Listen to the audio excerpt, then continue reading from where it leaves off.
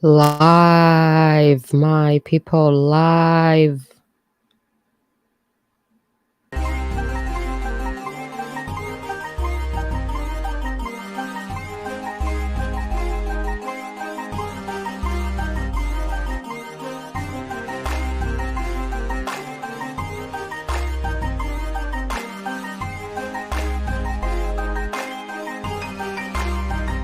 We live, my people.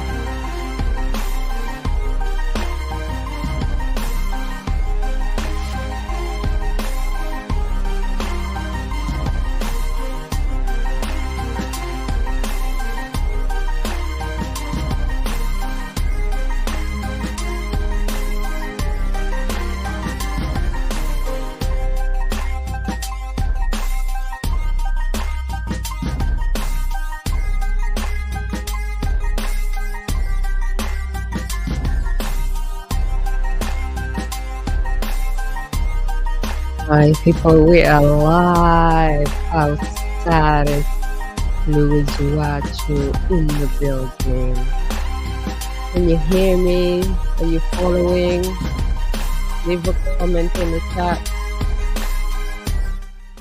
My people, we are live. We are live. May 12, 2023. I don't even know which day we are anymore.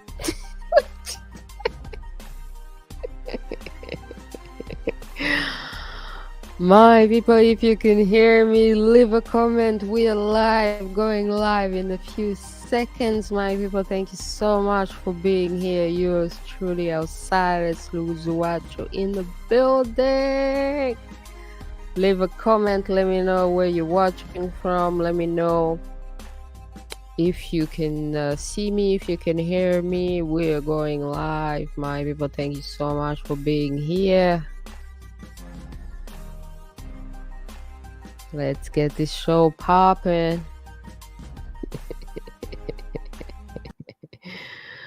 Let's get this show popping, my people. Thank you so much. Welcome.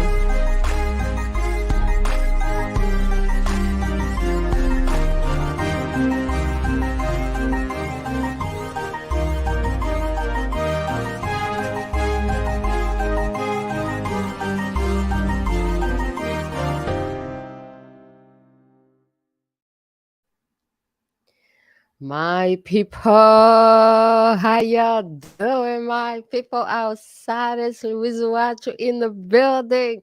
My people, thank you so much for being here. I'm very happy to be here, be back. Welcome back to You and I Talk Show, my people, every Friday, every week. Thank you so much. We appreciate you guys being here. Subscribe, like, share, comment. This show happens every week and it happens in English. We speak to the English audience, we answer questions, and then in French, and then in KinyaRwanda, my people. So thank you so much for being here. Today, at the top of the agenda, my people, is a story that I saw, questions about Rwanda and the diaspora, some of the people who had gone to Rwanda being disappointed in Rwanda and then moving to another African country. So I would like to answer at least some of those concerns, and then we have other things to talk about in French and Kinyarwanda. This is just one of the stories that I saw. Why are experts leaving Rwanda for other African countries? So I just want to comment on that, give tips, give advice to some people. If you are going to move to Rwanda, if you want to relocate to Rwanda, if you want to visit Rwanda, don't you think you should speak to like a Rwandan in exile? Like, for example, in the jungle or in the savannah, when animals see other animals running away from something.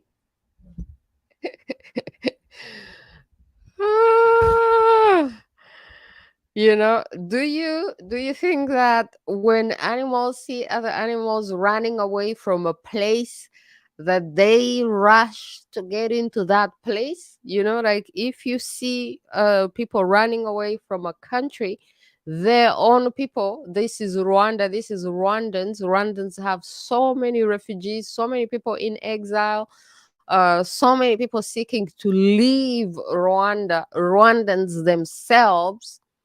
And then you, as a foreigner, as a non-Rwandan, as a Black American, as a European, you go to Rwanda. Like, don't you think you should speak to Rwandans who are living in exile, or maybe who have run away from Rwanda, so that they can tell you, like, why you running from your own country?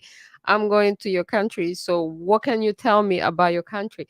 So I was inspired a while ago, a few years back. I was vacationing in Europe, and then I met this old lady, senior lady, American lady, and she had run away from the USA, right? It was so funny because it was like the very first time that I've seen an American, senior, elder, white lady, and she was like, I'm not going back to America. I've run away from America. I don't want to go back to America. I'm not going back to America until this government that I do not support is not in power anymore. That was like a while ago, many, many years back. It was around like 2005. I don't even remember who was president. Who was president in 2005? Yeah. Huh. Bush? Oh, yeah, that makes sense. So she was like, "Yo, American lady." She was like, "I'm not going back to America until this president is out, right?" So if you meet people who are running away from their own country and you want to go to that country, speak to those people, hear why. So when I saw this video, it's not the only one that I saw, it's just one of them. Why are black experts leaving Rwanda for other African countries? And then so they were speaking about some of the difficulties that they have encountered in Rwanda, and I was like, okay, I'm gonna answer some of these questions, and then we're going to talk about it. But I'm not specifically speaking to this couple. They're a lovely couple, and I'm encouraging you to keep traveling and keep discovering Africa. I'm speaking in general to all the people who are going to go to Rwanda, because they're not the only ones. I saw other videos as well. I saw another young couple, I saw another young man. I saw a couple of people talking about their experiences in Rwanda. So I would like to address some of that, and then so next time you won't be surprised or disappointed, or hopefully I'll save you time, I'll save you some money.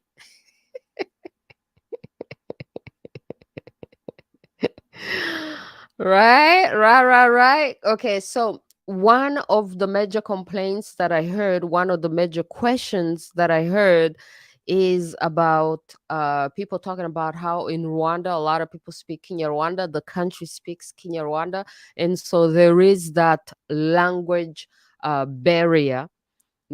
So I would like to tell people, especially Black Americans, African Americans, I would like to tell you that this is a reminder, this is a great opportunity for for African Americans to remember that before you were kidnapped from Africa and taken to America by force, you were kidnapped from an African nation, and each and every African nation has its own language, has its own culture, has its own land. Rwanda should be a reminder to you of your ancestors and who you used to be. You did not used to speak English. I don't even want to go into reminding you how you came to speak English. This language was beaten into your ancestors, was beaten into you, and then your original African language was taken away from you. They beat you so you don't speak your African language. So when you come back to Africa and then you see a nation like Rwanda, which is so special because we have one language.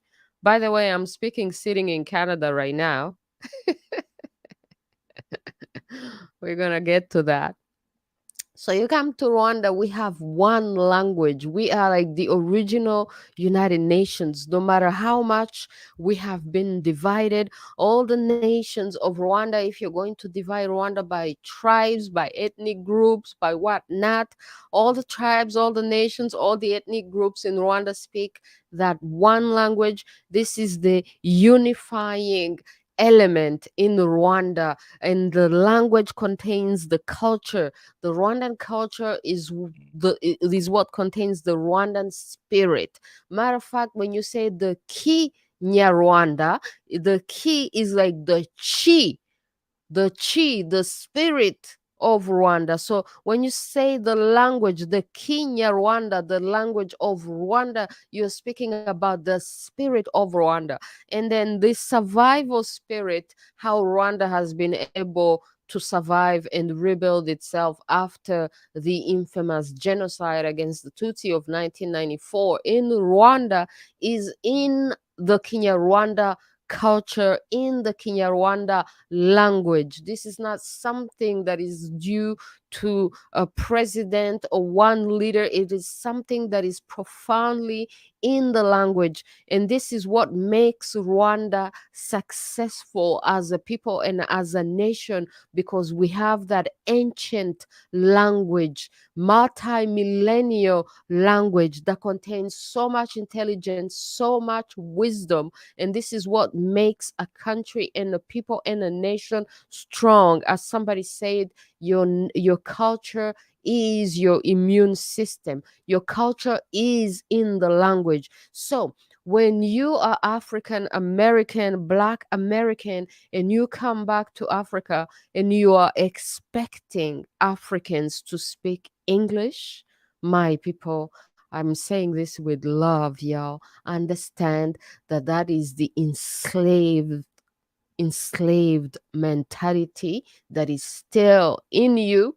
That is the colonizers' way of seeing things. That is the enslavers' wish, okay, that Africans would be so lost that they would forget themselves, they would forget their culture, they would forget who they are, they would forget their mother language. So it's a great thing that Rwanda has this KinyaRwanda language. We will keep it alive forever. I'm so proud of all Rwandans who are still speaking KinyaRwanda, even here in exile, because that is our immunity, my people. All right. So coming to Rwanda, coming to Africa, and seeing that Africans are still speaking their own language, this is something that should inspire you and that should motivate you, that you should learn an African language. When you travel to France, you are not expecting them to speak English. What is this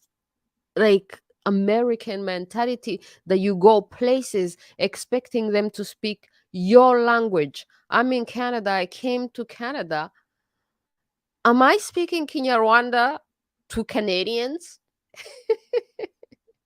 No. If I want to speak to Canadians, I learn the language that they speak. And the language that they speak is English. I learn the language that they speak. And the language that they speak is French. Okay? I don't come here expecting them to speak to me in my language. So this is a mentality shift that needs to happen to Americans, to Black America. Understand that you should find your tribe in Africa and learn an African language, because it contains so much of the identity of a culture and the identity of who you are and the intelligence and the wisdom. You're missing out on so much when you don't speak the language, and when you go to Africa expecting Africans to speak English, and then you're disappointed, and then you're comparing Rwanda to Kenya. Oh, can you speak better English? Okay, they're better colonized.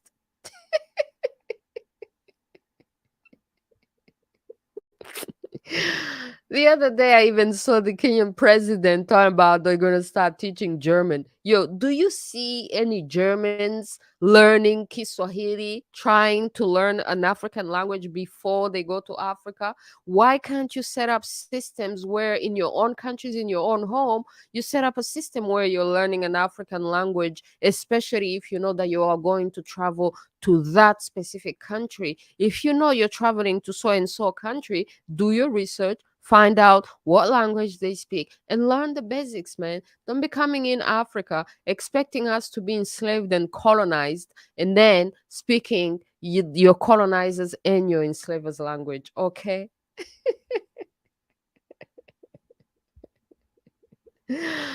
Now, the other thing that they were talking about is the food in Rwanda and how things are expensive. And then, so that would mean that we would have to go into politics, okay? Because if food is scarce and things are expensive for you as an American, as a tourist, as a foreigner, imagine how things are so bad for the local Rwandan people. The local Rwandan people are suffering. They never talk about politics because they're not allowed to talk about politics because it is a dictatorship. So you should know these things about a country when you go to a country. Rwanda is ruled by a criminal dictatorship that does not tolerate dissent, that does not allow freedom of speech. And this is mainly why so many Rwandans live in exile. The moment you become intelligent, the moment you question the government, the moment you ask questions, you are labeled as a Hutu, as a genocidaire, as a hater, as a genocide denier. You are labeled with all kind of nonsense things simply because you have intelligence, you have the freedom of speech, and you are asking questions. Rwandans are not allowed to ask questions. They're not allowed to be intelligent. They're not allowed to speak, y'all. Okay? These are things that you need to know before you go to Rwanda, and then you're there like wondering, like, nobody's telling me anything. Nobody can tell you nothing because they're risking their lives, man. They're gonna die if they tell you something. And if you get involved in Rwandan politics, you're gonna die too, man. The dictatorship does not tolerate dissent, does not tolerate anybody asking questions. The only reason why they may tolerate you is because you're going to be ignorant about politics. You're not gonna ask any question about local people if they are suffering. You're not supposed to see it, you're not supposed to care. Otherwise, you're going to be considered as a Rwandan. Any Rwandan who asks questions, they go to jail, they get killed, or they live in exile, my people. There are so many Rwandans who are seeking to leave Rwanda, and Rwanda has been portrayed as people are some of the most unhappiest people in on the planet. So all these things are things that you should know before you go to Rwanda. Otherwise, you're going to be disappointed. Okay. Other than that, man, Rwanda has always been a beautiful, beautiful, magnificent land. The culture is magnificent, so organized, so disciplined. It's an elitist culture, always trying to do the best, always trying to be excellent. It's a clean culture.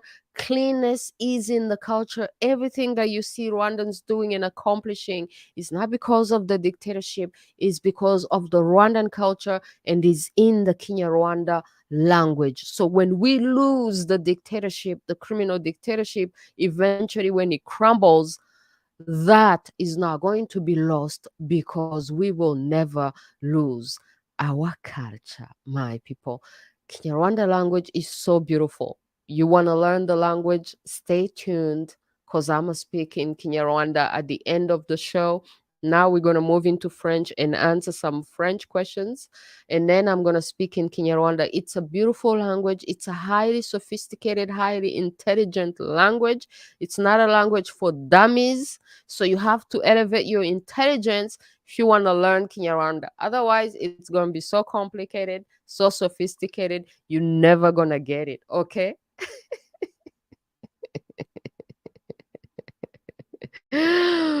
Bea ndahari ndagusuhuje nje no kumva agatwenge waraye. so much, Bea Bea. Okay, that's KinyaRwanda for you, my people. This is a sign that we're moving into French and then moving into KinyaRwanda. So Bea Bea is saying that she's here and she's saying hi and she came here to laugh, okay? Because this is a show where we laugh about everything and anything, especially what's happening. Because we ain't going to cry. We're going to laugh about it, my people. Life. All right, my people. So peace and love to you. That's what I had to say. And then to end, I would like to end this with a reminder and to remember to commemorate Bob Marley, my people. Today is May 12th. As you know, May 11th is Bob Marley's day. That's the day that he exited this world to go into the invisible world and to become a worthy ancestor the people can invoke, my people. So I love him. I love his spirit. I'm a Rasta. Rastaman. Yo, the people who were trying to make this world worse are not taking any days off. So we ain't taking no days off as well, my people. So thank you so much for being here. Now gonna talk about the British coronating their own king. That's British business.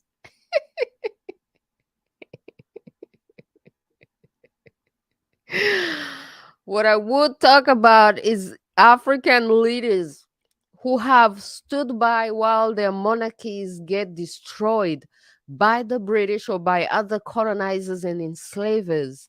And they're so unconscious, and then they go to the UK while their country is suffering, while their country is in trouble. They go to the UK to watch the UK people crown themselves instead of caring about their own issues. We're going to talk about that in KinyaRwanda.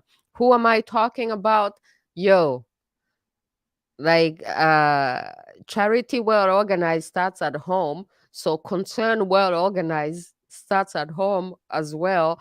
So for me, concern well organized starts in Canada and starts in Rwanda, my people, because I ran away from Rwanda to become Canadian precisely because Rwanda is a criminal dictatorship.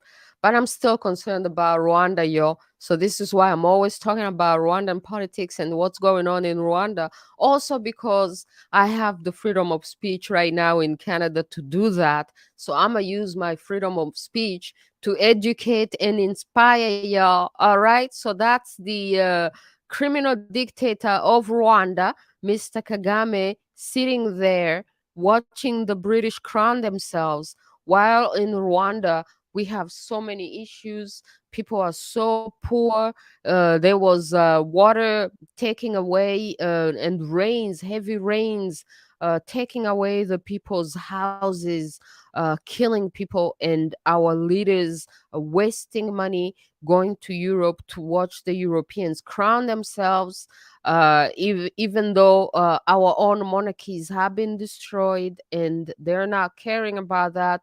Rwanda, my people, has a monarch, has a king who is also living in exile in the UK, my people, as a refugee, because even a king of Rwanda cannot go back to Rwanda because it is a criminal dictatorship that we have called the Kagamistan.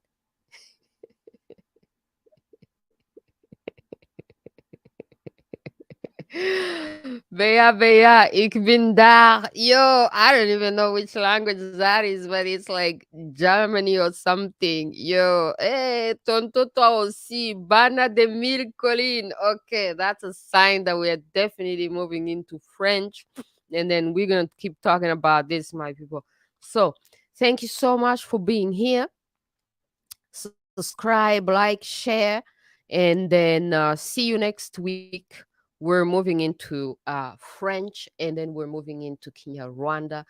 Thank you, my people. Yours truly, Ausares, Louise, Uwacu in the building.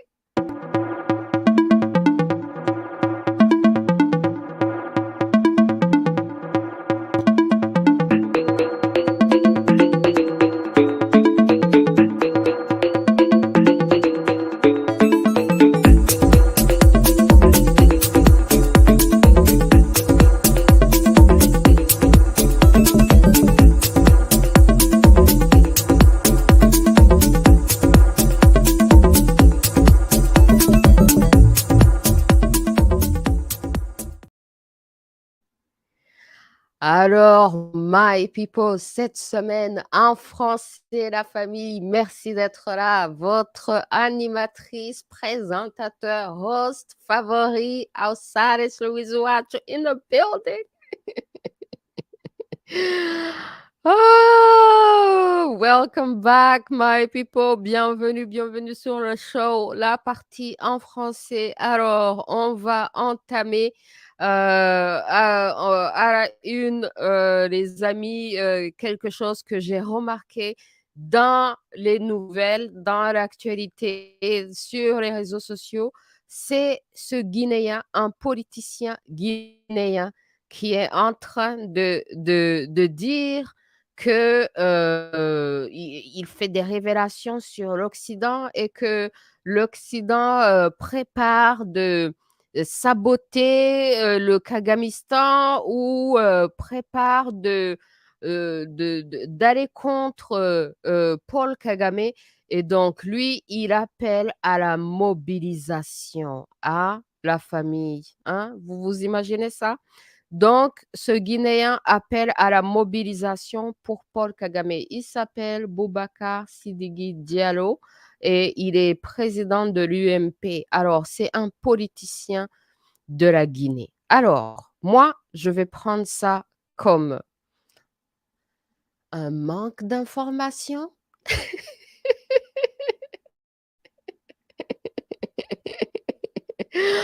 Hein?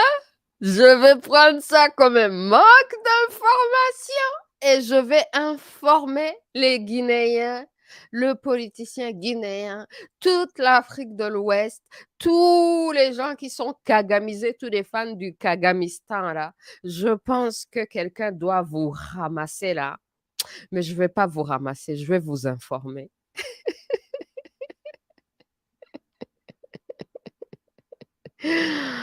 C'est aberrant, ok? Et c'est vraiment décevant de voir que quelqu'un qui est un politicien, quelqu'un qui est dans la politique, n'ait pas assez d'informations jusqu'à, il dit qu'il veut faire la mobilisation pour Kagame parce que l'Occident veut l'éliminer ou veut le saboter. Moi, je dis, si l'Occident veut l'éliminer ou veut le saboter, et alors, c'est où le problème? Kagame a servi les intérêts des prédateurs, des colonisateurs, la famille. Depuis des années, Kagame est au service des prédateurs. Kagame est responsable d'une guerre contre le Congo. Il est responsable de génocide et au Rwanda et au Congo. Il est responsable de millions et de millions et de millions de morts. Et donc, si l'Occident veut l'éliminer, c'est où le problème? C'est ça ma grande question. Il est employé du système occidental. Il a servi leurs intérêts. Il a détruit le Congo. Il a détruit les Rwandais. Mais quand est-ce que vous allez comprendre que ça a coûté des millions et des millions de vies?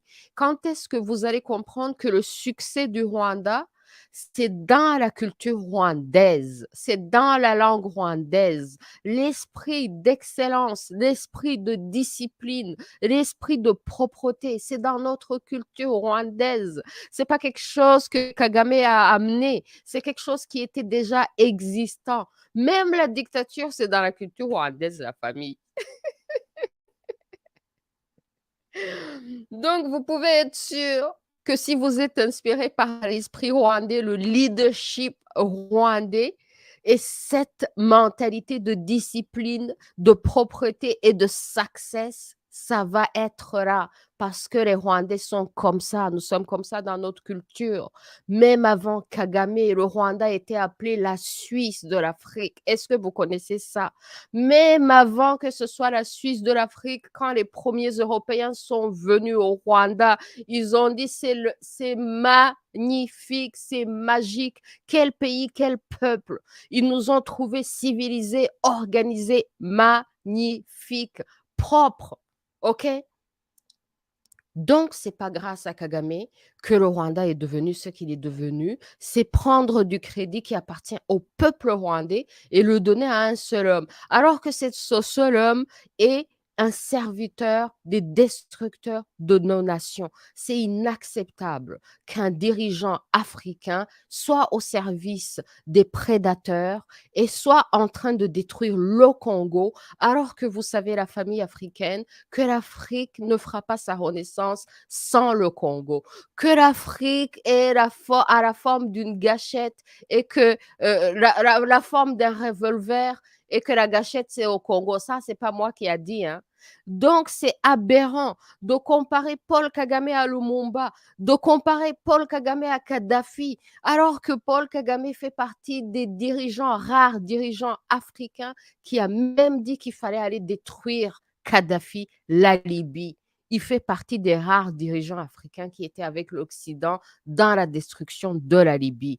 Quand je vois les politiciens là, si vous êtes dans la politique, la moindre des choses, c'est de vous informer. Sinon, vous ne pouvez pas être un bon leader. Si vous-même, vous n'êtes pas proprement éduqué et proprement informé, vous allez faire des choses, des bêtises comme ça, en train de dire que ouais, vous appelez mobilisation, que vous voulez que l'Afrique se mobilise pour défendre un criminel sans frontières qui est responsable des millions et des millions de morts. Non, mais est-ce que ça va en Guinée?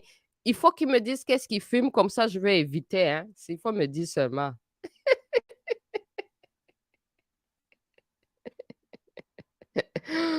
Mais bon, il y a une personne qui est venue répondre et la personne qui a répondu lui avait dit il y a trop de contre-vérités. Monsieur Kagame est au service des Américains. Une des choses dont profite son pays, c'est justement des financements occidentaux en mémoire du génocide.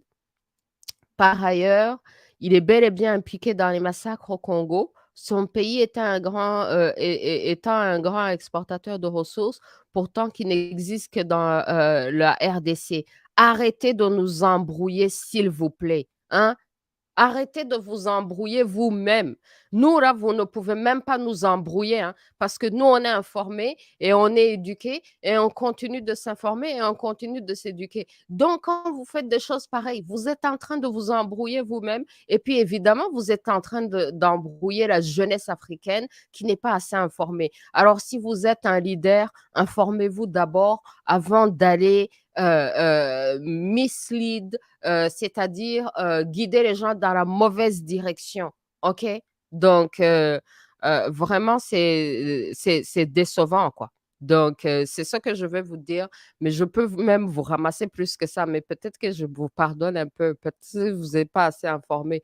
Je vous rappelle un autre truc, c'est que les chiffres du succès économique au Rwanda, là, c'est truqué. Hein, OK? J'ai déjà fait des shows là-dessus. J'ai déjà fait des interviews avec des experts là-dessus. Les gens falsifient des chiffres pour montrer le Rwanda comme un pays qui est successful, pour que justement la marionnette de l'Occident soit le pays qui est admiré par les Africains, alors que c'est ce même pays qui est en train de détruire des voisins africains, nos frères africains du Congo. Non, mais est-ce que vous comprenez qu'il y a plus de 10 millions de morts au Congo à cause de la politique du Kagamistan, à cause de ce Kagame même? Non, mais est-ce que ça va là? Non, les Guinéens, vraiment là. Non, il ne faut pas me fâcher, hein. Je vais vous ramasser au.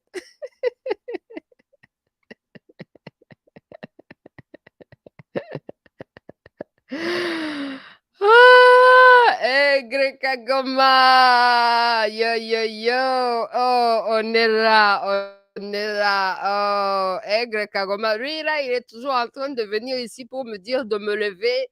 Comme ça, il voit mes Rwandan, mes tailles rwandaises là. Hein? Donc, même aujourd'hui, il est là, il me dit, oh, lève-toi comme ça, je vois. Ok, je vais me lever. Mais comme je suis en jeans, tu vas voir qu'aujourd'hui, je suis en jeans, mon ami.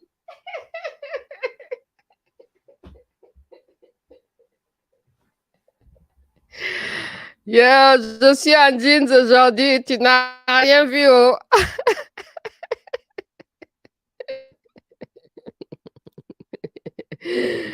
Oh, merci, merci la famille. Scandinavia, yo, c'est magnifique, c'est magnifique. Oh là là, tonton, toi aussi. Oh, on est ensemble. Ndenge nini mutu nanga okominga vraiment. J'ai rien compris, la famille. Bobby is right. Please, peace, beautiful sister. Peace to the chat. Peace, peace, peace, my people.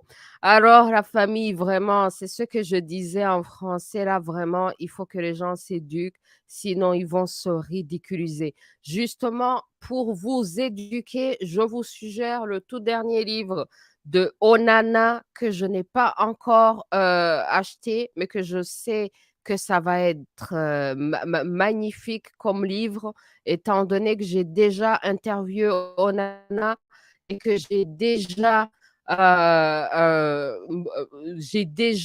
beaucoup d'informations par rapport à son travail sur le Rwanda. Donc, le nouveau livre, ça peut vous aider, ça peut aider toute la classe politique africaine. Allez vous informer avant de venir vous embrouiller vous-même. Et puis, justement, on en a, malgré qu'il a fait des recherches, malgré que c'est un scientifique qui fait des recherches, personne au Kagamistan n'ose l'affronter scientifiquement, intellectuellement. Qu'est-ce qu'ils font? Ils le traitent de tous les noms. Ensuite, ils le poursuivent en justice. Il est présentement poursuivi en justice. Non, mais c'est grave, hein. Jusqu'à ce que quand même un réseau de femmes rwandaises a organisé une collecte de fonds pour Onana. Donc, j'encourage les gens à participer dans cette collecte de fonds. Je vais mettre le lien. Donc, c'est sur GoFundMe.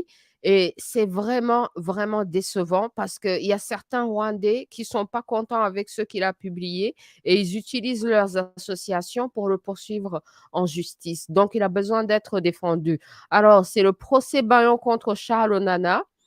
Et Charles Onana fait objet d'un procès Bayon devant les tribunaux répressifs français sur action concertée de l'association Survie, de la Ligue des droits de l'homme, de la Fédération internationale des droits humains et de la LICRA pour ses révélations sur le rôle du Front patriotique rwandais, le Front patriotique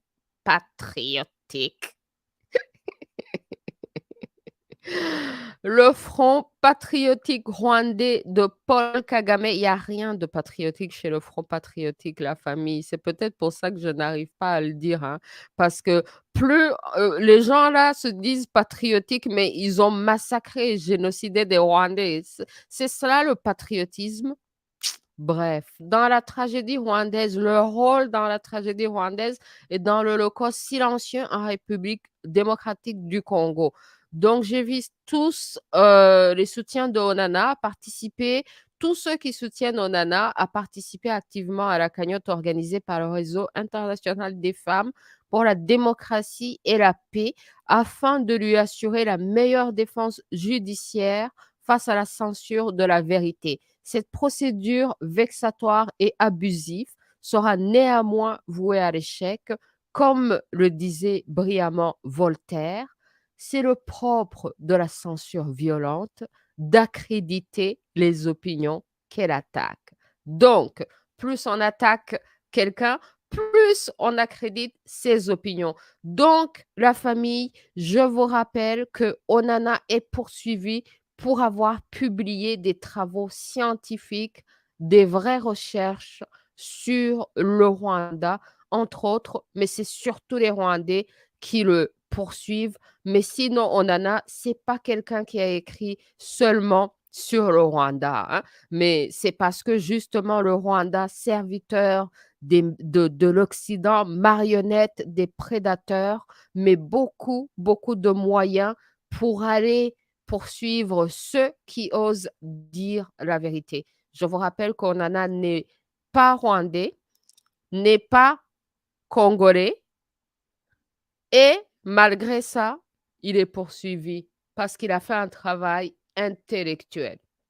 Alors, la famille, il faut que l'ignorance cesse, il faut que les gens s'éduquent, il faut que les gens s'informent avant d'aller raconter des bêtises, avant de s'embrouiller eux-mêmes et avant d'embrouiller la jeunesse africaine. Alors, ce politicien qui appelle la mobilisation pour défendre Kagame, je lui dis en avance que moi, je ne ferai pas partie de cette mobilisation Hells no. Vous n'aurez zéro, quoi. Non, mais zéro. Il y aura plutôt mobilisation pour chasser le Kagamistan. C'est ça qu'il faut. C'est la mobilisation pour chasser le Kagamistan. C'est un criminel au pouvoir. Il n'y aura aucune mobilisation pour défendre une dictature criminelle. Zéro mobilisation pour défendre la dictature criminelle du Kagamistan. Toute la mobilisation sera du côté de la chute de cette dictature criminelle. All right, my people. Donc, c'est tout ce que j'avais à dire en français. Il ne faut pas me chercher, hein. Il ne faut pas me chercher. Sinon, je vais vous éduquer, hein. Je vais vous éduquer, quoi. C'est tout ce que j'avais à dire.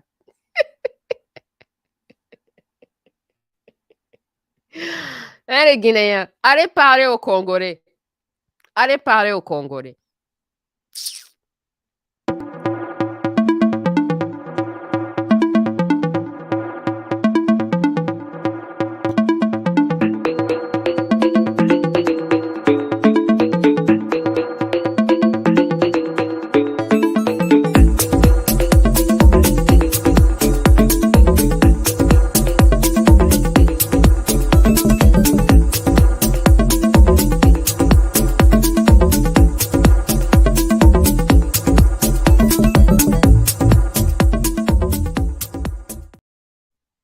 My people, tugeze mu KinyaRwanda.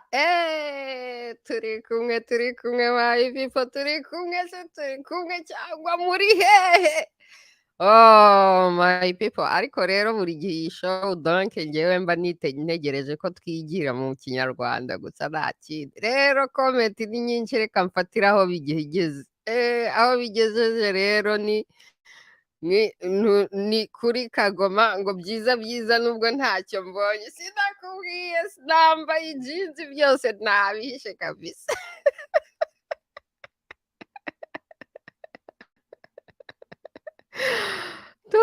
Tosi bea tigizo za pistole wallahi zagaragaye kandi ja one day nzabarasa abantu babona umuntu afite amapisitoli ariko bagakomeza bakamukinisha kabisa, nzaba bombarda one day, ariko n'ubundi ntiwasanga ariho bombardement intellectuel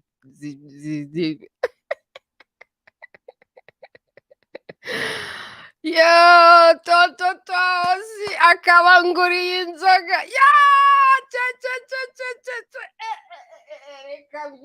reka mbinywere yo thank you so much, urakoze cyane.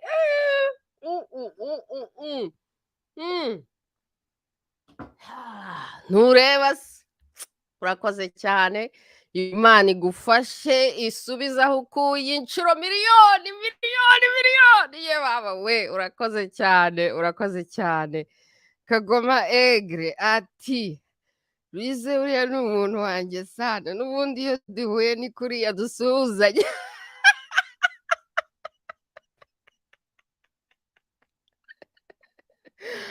Ibintu by'abanyarwanda ngo mpobera ngo ngera umpobere, dore niyo mpamvu kera abantu bajyaga muri bumu hanyuma bakazanamo ba mameya bo gushyiramo amarate no gupima disitansi iri hagati y'abantu.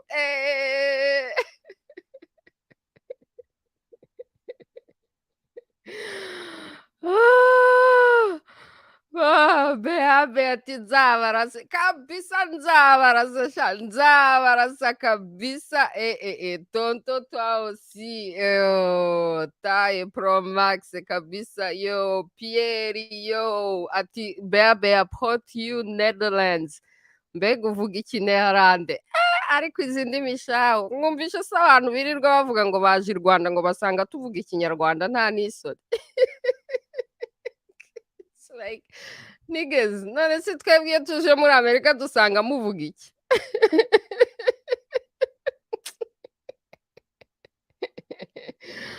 Nuko rero tugere muri drama z'abanyarwanda. Ibyo nari nabonye rero mu banyarwanda, drama igezweho muri iyi minsi ni drama yo kuvuga ngo Kajuga yari harya ngo ni umuhutu n'umututsi n'ibiki. ya ngo Kajuga ni umuhutu.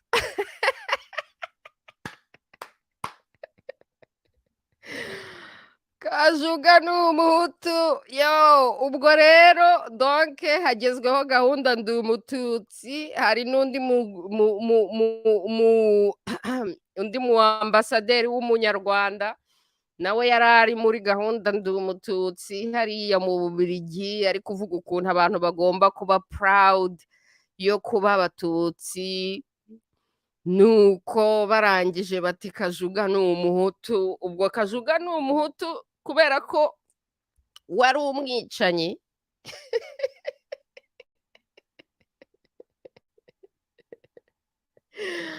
Ba bantu birirwa bavuga ngo nseka ibikomeye noneho sindi bubakire.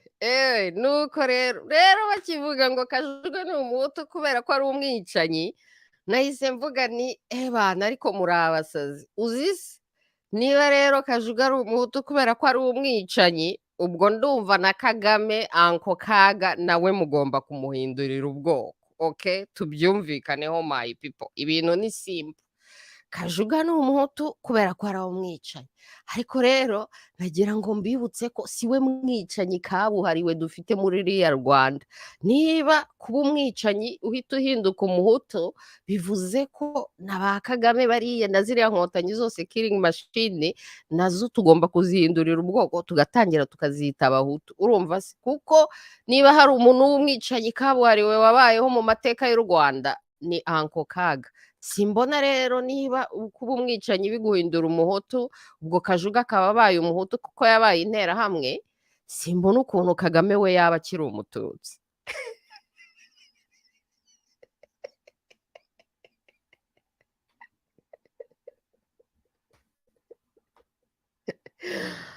Ariko abanyarwanda baransetsa cyane. None se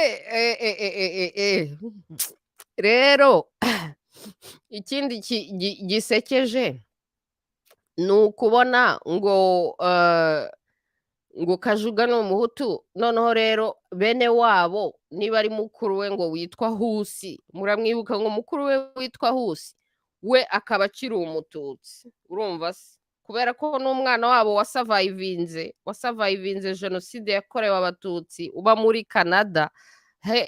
Bariya buzukuru bigeze kutubwira ukuntu umwe mu buzukuru ari we wagiye kumusevinga. Urumva se? Rero mukuru w'umuntu ari we Husi, mukuru wa Kajuga Robert ari we wahukinza Nyiramongi kwa Kagame. Iyo nkuru se murayibuka? Noneho we aracyari umututsi, hanyuma murumuna we Kajuga Robert we ni umuhutu. Urumva se? Kuko ari umwicanyi. Ariko rero niba ari ibyo bintu by'uko umwicanyi wese ari umuhutu, ubwo ndumva na Kagame Uncle Kagame nawe twatangira tukamwita umuhutu. Urumva se? Kuko nta mututsi n'umwe ku isi warusha Kagame kugambanira no kwica no kwicisha abatutsi kandi abarwa mu bitwa abatutsi. Ariko ni hahandi niwe mwicanyi kabuhariwe, ni nawe mutoza mukuru wa killing machine i Rwanda, muri Congo n'ahandi tutazi, kandi ari umututsi. Ubwo se koko si we mwagombye guheraho mumuhindurira ubwoko? Rero my people, abantu bakomeje kwigira impumyi kubera ubwoko, ubwo buhumi bwanyu mwihaye. Nzaba ndeba umusaruro. Nk'uyu mwambasaderi uri kubwira abana ngo bagomba kuba proud yo kuba abatutsi, ngo niyo identity yabo koko, hanyuma agashaka ko narrative inkuru inkotanyi zavuze iyo danje, harimo danje cyane cyane ku batutsi, kwifatanya n'inkotanyi, kwiyomeka ku nkotanyi bagatsimbarara. Hero ni Kagame, hero ni inkotanyi, kandi inkotanyi ari abakrimineri, bafite crime de guerre, bafite crime de genocide mu Rwanda no muri Congo. Hanyuma mukabiyomekaho mugashaka kwifatanya.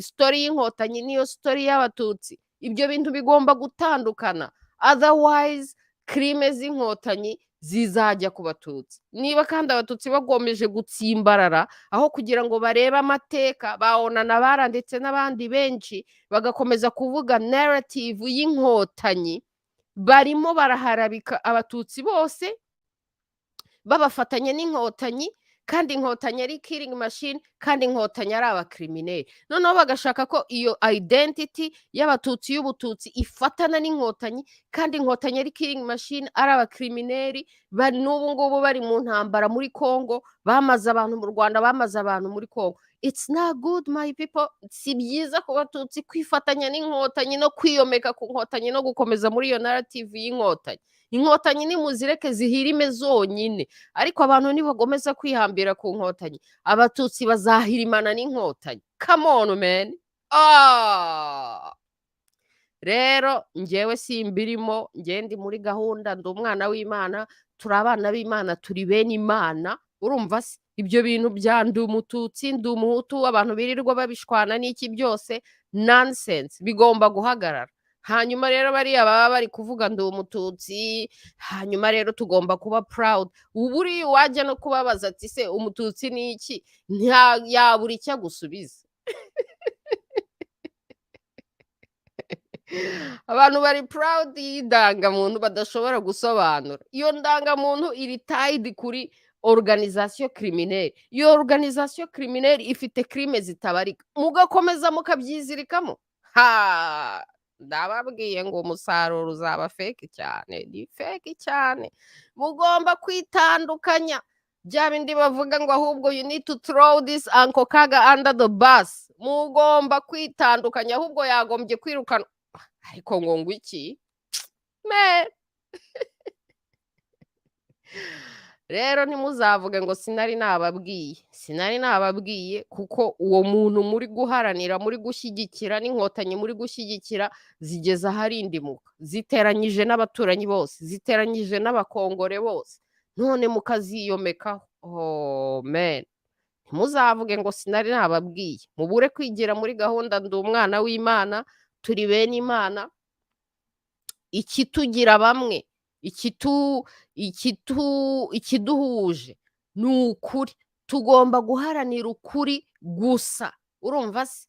Rero ibyo guharanira ubututsi no guharanira ubuhutu ni empty, nta kintu bizabagezaho. Ni ukubaka ku musenyi gusa. Rero abantu bakomeje gutsimbarara muri ayo moko batanasobanukiwe, barimo barubaka ku musenyi. Inzu zabo nizihirima, ntibazavuge ngo twari twababwiye. Si ibyo se?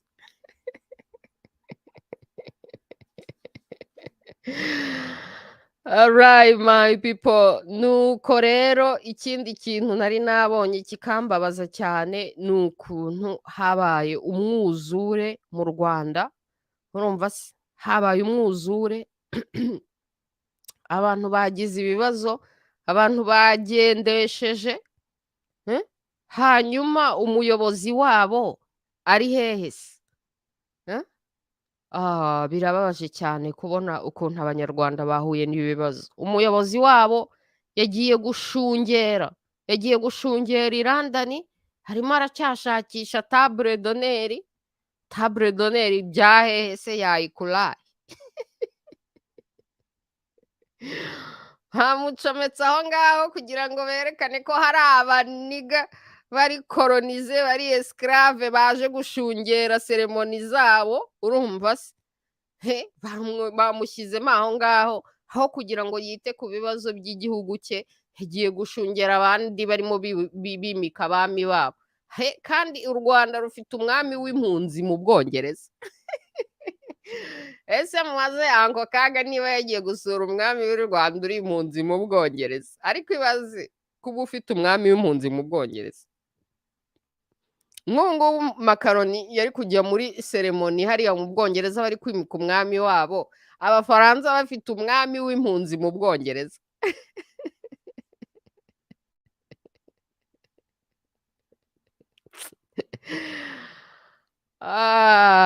Banyarwandakazi, mbibutse ko guverinoma icyo ishinzwe ni ukugira ngo abaturage babeho neza, niko kazi kayo. Urumva se?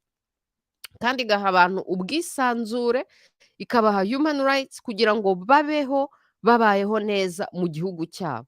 Ntabwo guverinoma ishinzwe kwirirwa yakandamije abantu, yakandagiye abantu, umukuru w'igihugu yirirwa yigiriye muri gahunda za bampatse ibihugu atitaye ku bibazo by'abaturage be. Ntabwo ari icyo ngicyo guverinoma ishinzwe. Iyo guverinoma imeze gutyo iba igomba guhirima, urumva se? Niyo mpamvu rero duhora tuyifuriza guhirima kubera ko idakorera abanyarwanda. Rero guverinoma iri mu Rwanda idakorera abanyarwanda igomba guhirima, nta kindi tuyifuriza, hakazaho abazimu. Ngenda bivuga ku mugaragaro, urumva se? Ariko ababyifuza mu mitima yabo nitaka, nitaka, nitaka, nitaka, urumva se? Kuko barabimbwira. Ni byiza rero bizagera aho bibeho. Rero mbere y'uko njya kureba ibibazo byanyu ndebe niba hari ibibazo byanyu nasubiza, nagira ngo ndangize nishimira iki gitangaza nabonye. Abana b'impinja batowe bamaze iminsi bareremba mu Kivu. Can you imagine? Ababibonye bavuga ko abana babonywe bareremba mu Kivu, bari mu bisigazwa by'inzu zasenyutse nyuma y'iminsi nibura 3 habaye imyuzure. Imana yacu ni Imana. Imana yacu ni Imana ishobora gufata uruhinja ikarurokora, uruhinja rukarerembera mu Kivu, mu Kivu. Ibaza ariko umuntu mukuru aragenda koga akarohama mu Kivu, uruhinja Imana ikarurokora mpaka abantu barukuyeho. Ibyo ni ibitangaza bikomeye cyane, urumva se? Ariko kugira ngo urwo ruhinja rurokore nibaza ko hari abantu bakuru bakoze iyo sacrifice yo kuvuga bati reka twohereze uruhinja. Nahise mbonamo ya nkuru yo muri Bible ya Moses. Ukuntu umuntu yafashe uruhinja akarukira mu mazi akavuga ati ningira Imana yenda uru ruhinja ruzabaho. Imana yacu ni Imana ikora ibitangaza bikomeye cyane. Akaba ariyo mpamvu rero njyewe iyo mbona abantu badatinya Imana bahora bakora ibibi bahemukira abantu ndumirwa pe.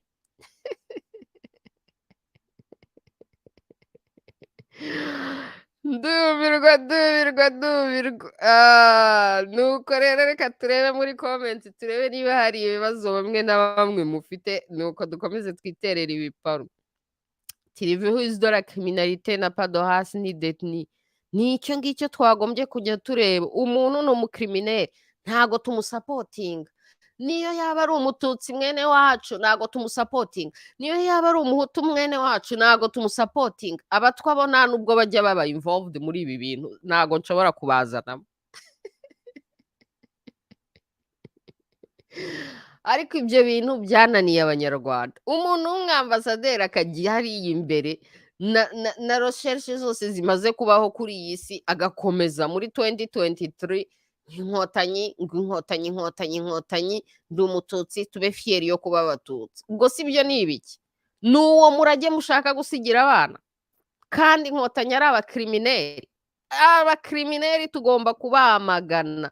Rero iyo mistake yo kutamagana abakrimineri ngo nuko ari bene wacu, nibyo ngibyo bita kubaka ku musenyi, nibyo ngibyo bizarimbura abantu. Kuko aho kubona ukuri wabonye umuntu ngo ni mwene wacu. Mwene wacu se byahehe? Kubera ko twese dufite amazuru maremare. Icyo nicyo kimugira mwene wacu.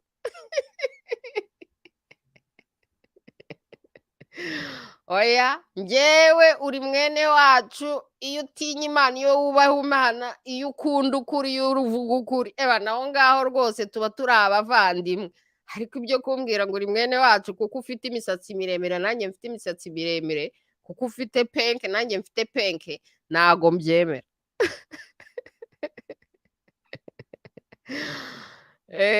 Kagoma ati ndebera aho yicaye Mr. High Table. Mr. High Table yagiye gushungera abandi barimo biyimikira abami babo. Urumva se?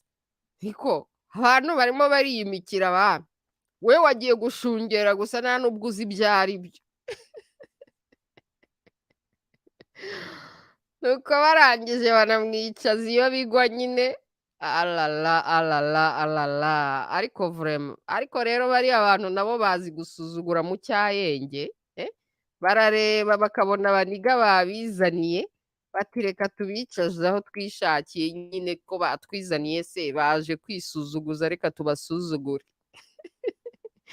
Biriya nibyo bita ngo ingwizamurongo, baba bagiye kugwiza umurongo gusa nta kindi. Reba rero twibuke ukuntu byagendaga kera mu Rwanda, iyo mu Rwanda bo babaga bimitse umwami, ariko Uncle Kaga ari mu bantu bapinze umwami, bananze ko umwami ataha. Urumva se? Rero biba bisekeje cyane kubona umuntu wapinze umwami, umuntu wananze ko umwami ataha, yagiye gushungera abongereza barimo bimuka umwami wabo.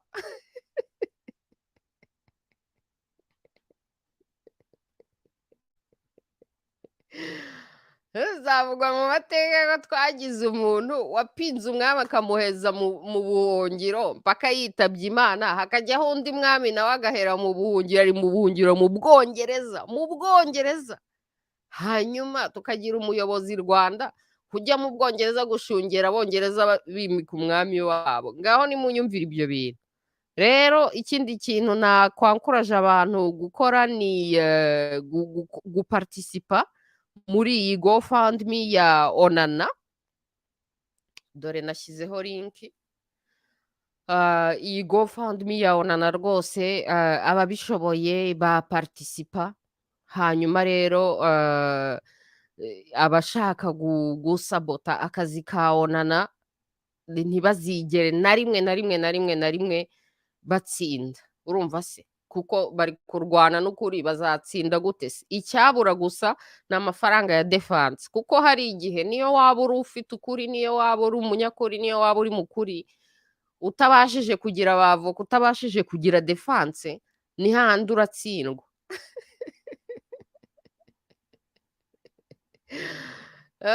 Ntago bihagije kuba umunyakuri. Urumva se? Ni nkaho waba uri umuntu uzi kwirukanka cyane, noneho ukajya muri Olympic. Urumva se? Abandi bafite inkweto, bambaye n'amasogisi, wowe ugiye muri Olympic ugezeyo wambaye ibirenge. Urumva se? Ariko ubundi uzi kwirukanka, wamaze imisozi yose, ariko rero ugeze muri Olympic wambaye ibirenge, noneho baragusize kubera ko wambaye ibirenge. Kandi uzi kwirukanka. Rero tugomba kugurira uwo muntu uzi kwirukanka inkweto kugira ngo abashe kwirukanka, abashe gupinganwa n'abandi, abashwe nawe kujya muri iyo competition. Nibaza rero ko ari cyo Onana akeneye, ko yagira izo nkweto akabasha kwirukanka, kuko n'aba afite izo nkweto zo kubasha kwirukanka nta muntu uzamufata, ntago bizashoboka. Urumva se? Kuko we akazi kakora ni travail intellectuel. Urumva se? Nuko rero tujye muri comment turebe, ninsanga nta comment nta bibazo birimo ndabareka mwikomereze vacances.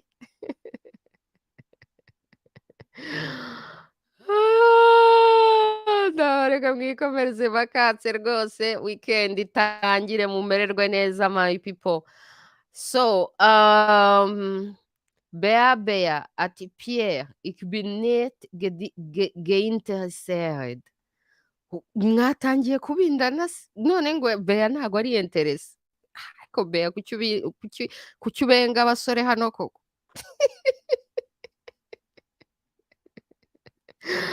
Tozi ati Nyangarakata zari zatumiwe abanyarwanda bababaye. Can you imagine? Umuntu ngo yagiye kureba aho abongereza bikorera sinema yabo yo kwerekana ngo ni abami b'isi.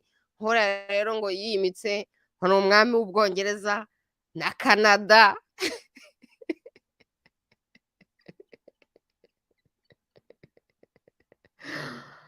ariko bigeze mbaho igiparu cy'ukuntu umunsi nagiye gufata ubwenegihugu bwa Canada, nshobora kuba narabyanditse nko mu gitabo cyanjye cya kabiri cyangwa cya mbere, cyangwa sinibuka niba narabivuze narabyanditse. Inkuru zitangiye kuba nyinshi, ariko niyo mpamvu umuntu yandika kugira ngo inkuru utazazibagirwa.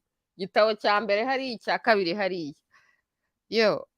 Story y'ukuntu nagiye gufata ubwenegihugu bwa Canada, hanyuma ngasanga batanga urupapuro ngo rw'indahiro. Indahiro umuntu akora iyo agiye kurahira gufata ubwenegihugu bwa Canada. noneho rero muri iyo ndahiro harimo ngo I pledge allegiance to the queen and her heirs.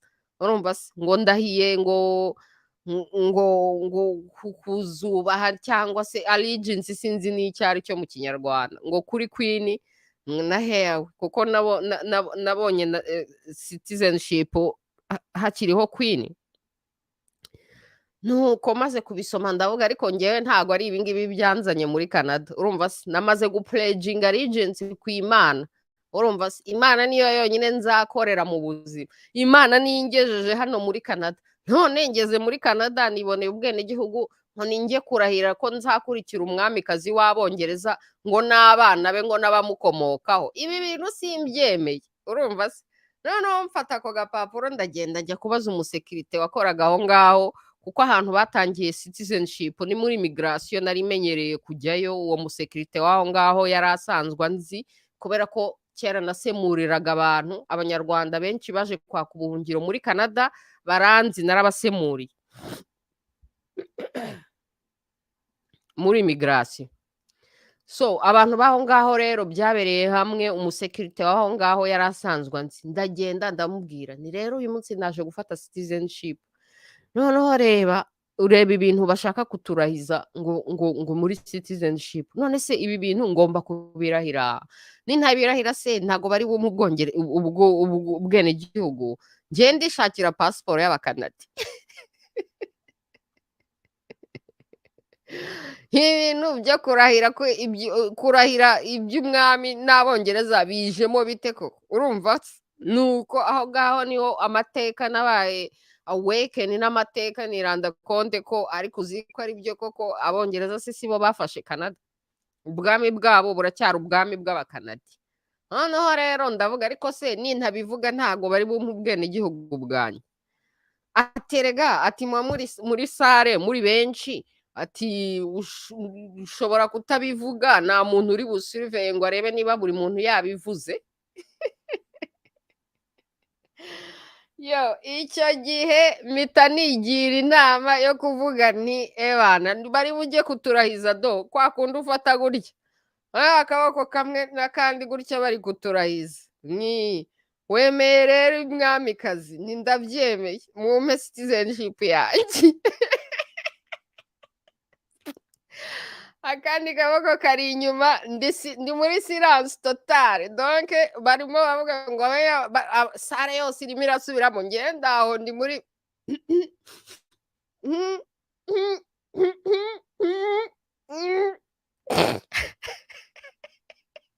nakanoza kameze gutya ndimo ndasenga ndimo ndabwira Imana ni Imana ni wowe wandokoye warankijije genocide warankijije intambara manu ungejeje all the way muri Canada none nta n'isoni ngo ngiye kurahira umwami w'Abongereza. Ni wowe ndahiriye Mana ni wowe ndahiriye ni wowe nshima ni wowe nkorera ibi by'Abongereza simbizi simbirimo. Urumva se rero ibyo bintu nagumeje kubitekerezaho uyu munsi ejo bundi Abongereza barimo bimuka umwami wabo uriya Share nibwo nahise nibuka indahiro umuntu arahira agiye gufata citizenship ya Canada mpita mvuga nti ariko kuki baturahizaga batubwira ngo urahiriye uyu mwamikazi ngo n'abazamukomokaho ejo bundi barimo bimikuriye nahise mvuga nti abari kuturahiza ngo n'abazamukomokaho kugira ngo nibaswicinga umwami n'uwo mwami nawe automatically tube twaramurahiriye ko tuzamwubaha. Ntabyo ndimo.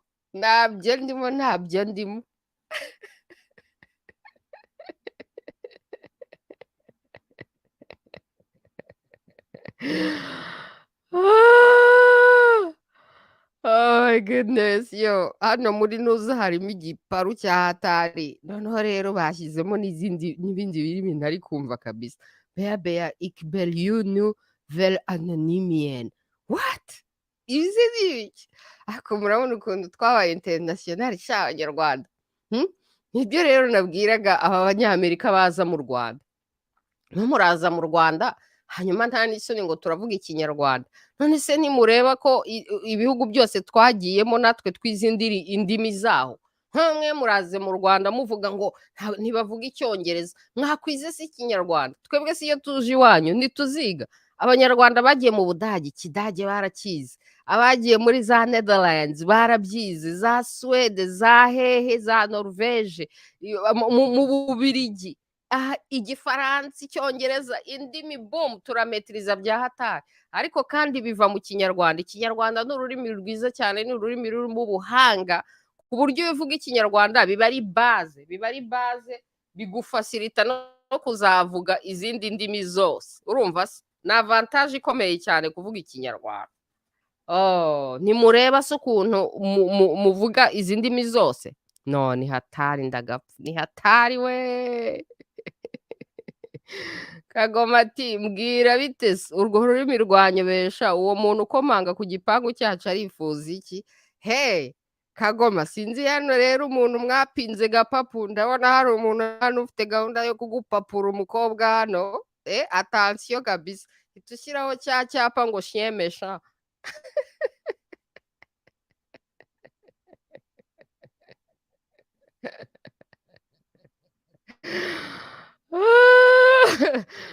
Se wabenze iyi ziri Petero ntagenda afashe imfunguzo z'ijuru. Hano harimo ibiparu kabisa kabisa.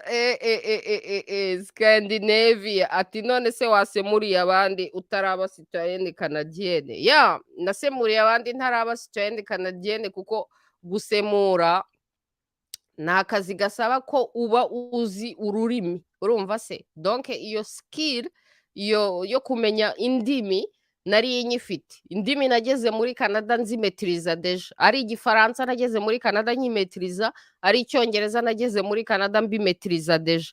Noneho rero ako kazi ko kujya gusemurira abandi nta nubwo ari njyewe wagashatse, sinigeze gashaka, sinigeze ngasaba.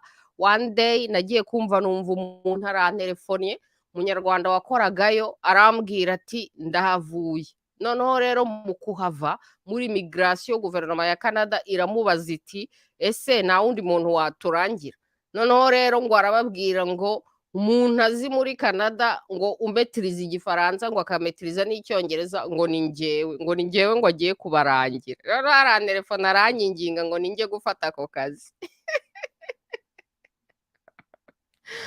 Akazi sinigeze ngasaba, sinigeze ngashaka. Nuko nyuma kubera drama z'abanyarwanda nyuma ni nanjye wakivanyemo kuko byageze aho birandemerera cyane kumva inkuru z'abanyarwanda. Ariko kame mu byaranankanguye, ni biri mu bintu byatumye mfungura amaso. Urumva kuko iyo utarumva inkuru z'abandi ukeka ko yenda wowe ibyo waciyemo ari ibintu bikabije cyane, bikomeye cyane.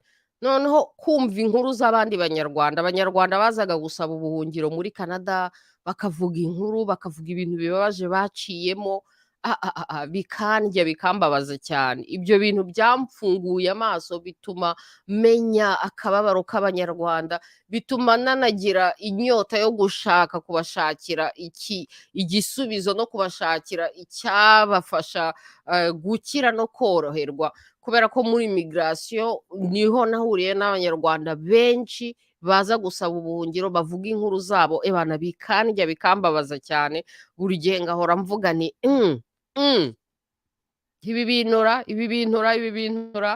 Nagumyeyo rero igihe nagumyeyo kubera ko nageze muri migration abajuje barankunda, abajuje bakora muri migration, abakozi bose bo muri migration barankunda cyane. Baravuga ngo ntago bamenyereye ngo abanyarwanda bavuga bari à l'aise muri izi ndimi, bari à l'aise ngo bakavuga nta kibazo bafite, ngo abanyarwanda baza nyine bigize gentil cyane, batavuga ururimi rutava mu kanwa, biki n'ibiki.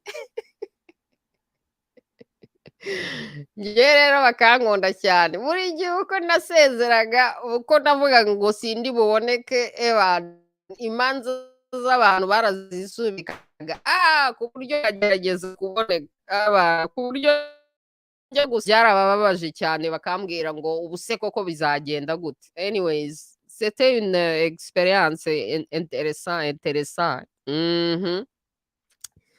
Nuko Kagoma ati nkeka ko ushobora kubona akazi ufite carte verte resident permanent, akazi nikagombera nationalité ndakeka. Ya akazi se ugomba kuba ushoboye akazi tout simplement. Urumva ngewe indimi nari nzishoboye kandi bankoresheje n'ibizame ndabitsinda, so akazi barakampaye de. Kandi ni akazi basitampingagaho ngo ugira bagukoraho na investigation. Ubu ngewe ndi umuntu kameme guverinoma ya Canada izi kubera ko bankozeho investigation ya security access, security check, kubera ko baguha amadosiye y'abantu noneho rero bagashyiraho niba ari ngo secret, niba ari confidentiel. Rero kubera ko ubu uzabona ibintu biri secret confidentiel, wowe ubwawe guverinoma igomba kugucekinga, noneho yamara kugucekinga, yamara kugucisha muri security check, akaba ari bwo baguha n'ako kazi, ku buryo kame mu Canada iranze bihagije. nta crime n'imwe, nta kintu na kimwe nigeze nkora kibi muri kino gihugu, donc ndi umuntu mbega bacishije muri security clearance bakamuha access kubera ko abimerita, you know what I mean. Nuko Kagoma ati jya udusobanura ibyo Petero arimo yandika. Ndumva nawe ukaze muri urwo rurimi disi we. Erega ndimi ziriya ndimi z'Iburayi zenda gusa, iyo uzi rumwe ukongeraho urundi ugenda wiranda konte ko zenda gusa. Rero tuvuga ufite base y'igifaransa n'icyongereza, ukajya kwiga ikidage kirakorohera, kiri Nederland kirakorohera, igitaliyani kirakorohera, icyesipanyol kirakorohera, kuko izo ndimi zose icyo naje kubona nuko izo ndimi zose zisa nkaho zikomoka muri cya gifaransa, muri cya kidage, muri cya cyongereza. Urumva se nk'ukuntu iyo uvuga ikinyarwanda ukajya kwiga igiswahili bikorohera, urumva se, cyangwa ikinyarwanda n'ikirundi, cyangwa se ziriya range zitwa bantu, paying attention, birakorohera kumva urwo rurimi. Ngewe rero ndi umuntu kubera ko nkunda gukomunika, nkunda n'indimi, biranyoherera kuzumva vuba. Scandinavia ati Kagoma utuzi twa leta kenshi bigomba citoyenete. Utuzi utuzi ariko ikinyarwanda kiraseje, nari nsomye ngo utuzi n'utuzi twa leta. Utuzi nyine kugira ngo ukore muri leta ubundi ni ibintu bisaba kuba uri umwenegihugu, kuko nyine uba ukorera iyo leta. Ariko urumva ibi byanjye nyine ni ka special, niba bakeneye umuntu uzasemurira abanyarwanda kugira ngo abakanadiye babashe kubumva, uwo muntu aramutse atari umukanadiye, kuko atari umukanadiye, urumva birumvikana bashobora kumuha ako kazi kubera ko ari muri position nyine special, bakeneye uwo muntu uvuga izo ndimi. Bagenda bashyiramo bagenda bashyiramo, erega amategeko ashyirwaho n'abantu.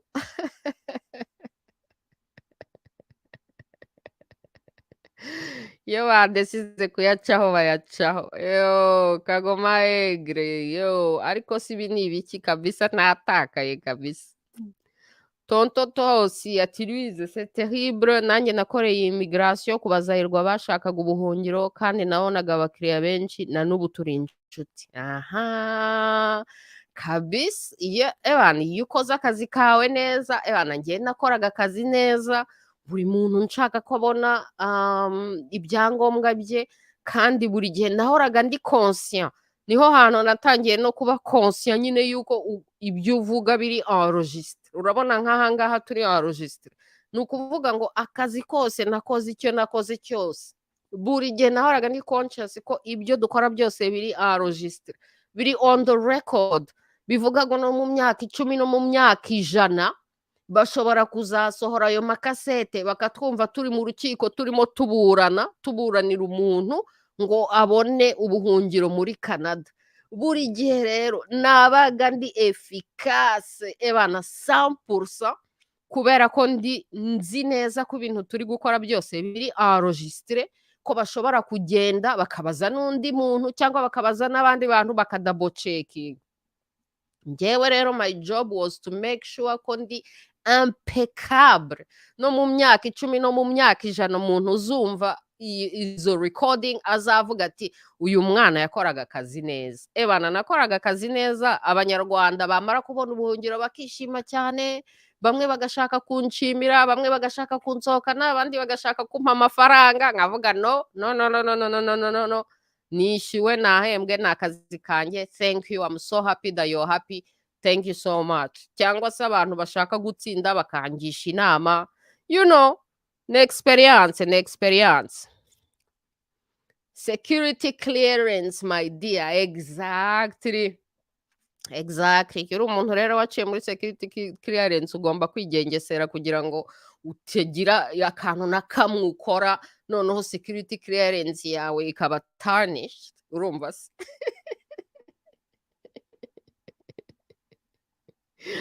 Kabisa maze imyaka irenga 20 muri kino gihugu ndi security cleared. Yo. Hano hajemo Eva Paz ati Bea Ikuvan you. What? Ikuvan you? I have no idea.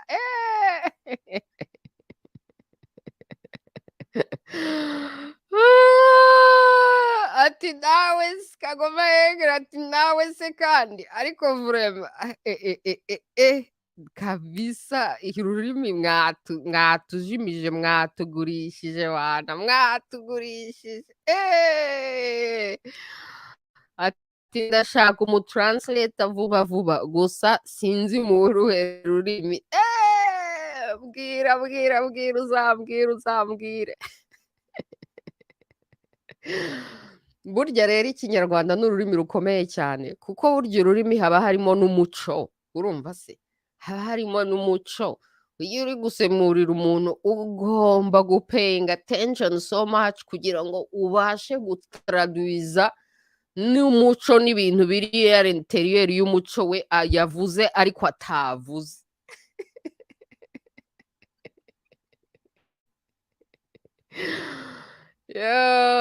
Yo kimwe mu byatumye ako kazi nkavamo se narakibabwiye, nshobora kuba narakibabwiye mu bitabo byanjye, nigeze kubabwira drama y'abanyarwanda, ibi bintu twahunze turi kuvuga ngo abanyarwanda bakunda ibintu by'amoko cyane.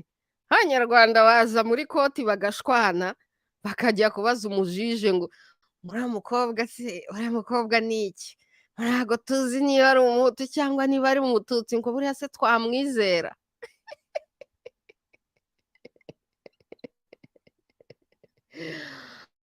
Noneho bakajya gushaka ngo nimbabwire ngo ubwoko bwanjye ngo kugira ngo banyizere. Noneho rero njyewe ukuntu ndi muri scientific mind kandi ntarezwe gutyo ndi mu bwoko.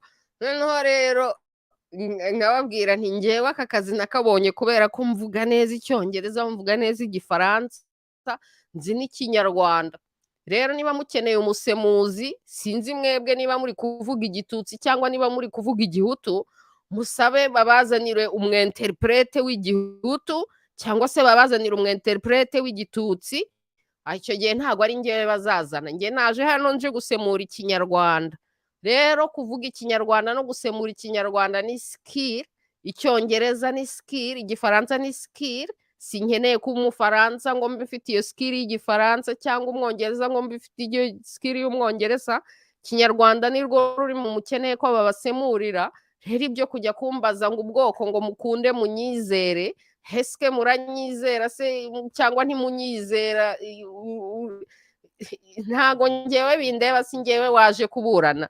Ntago rero ngiye kujya muri drama zanyu, si njyewe waje kuburana, si njyewe waje gupresenta dosiye hano uyu munsi. Njyewe nta kibazo na kimwe nshinzwe kubasubiza, njyewe naje gusemura, si njyewe uri kuburana ngo ndabasubiza ibibazo, ngo murambaza ibibazo, ngo muranyenteroja ngo hanyuma ngo mbasubize.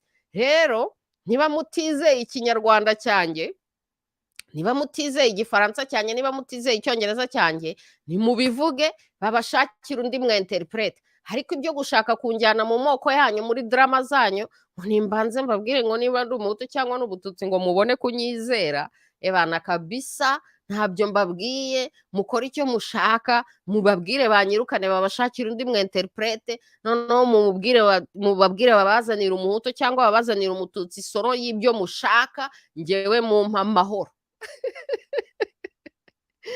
urumva se yo noneho rero bakagira ibyago bagasanga abajuje bamaze kunyikundira, abantu bose bakora muri migration baranyikundira, noneho bakavuga ati uriya muntu ugiranye ikibazo na Louise ninde? Ni umusazi, yarasaze byararangiye. Umuntu ugiranye ikibazo na Louise yarasaze. Ni ikihe kibazo ufitanye n'uyu mukobwa? Nuko ngasobanurira abajiji, ngiye mvuga ikinyarwanda, naje hano gusemura ikinyarwanda. Ntamwe arambaza ngo niba ndi umuhutu cyangwa ni umututsi, c'est quoi le rapport? Abajiji akababaza ati murashaka ko basemurira cyangwa ntabwo mushaka ko basemurira? Niba mudashaka ko basemurira nta kibazo, dushobora kuzaterefona undi mwenterprete akazaza kubasemurira, ariko turabamenyesha ko uyu niwe mwenterprete twemera kandi twizeye, azi akazi, amaze imyaka agakora, turamukunda, turamwizeye, turamwemera. Niba rero mutamushaka tuzabashakira undi mwenterprete, ariko bizatwara nk'ukwezi kumwe, bizatwara nk'amezi 2, ubwo dosiye yanyu nyine iraba igiye kuri pause kugeza igihe tuzaba twaboneye undi mwenterprete mukunda, niba mudashaka uyu nguyu. Ukajya kumva ukabona abanyarwanda oke nta wasi ngo napfe kugakora. abanyarwanda ni fake, ukagira ngo ni njyewe bagirira faveur. Njyewe namaze kubona ubuhungiro bwanjye, njye mfite ibyangombwa byanjye, njye ndi guciringa, ndi ku kazi, ukagira ngo ni njyewe bagiriye faveur ngo nimbakorere nimbasemurire batazi ubwoko bwanjye.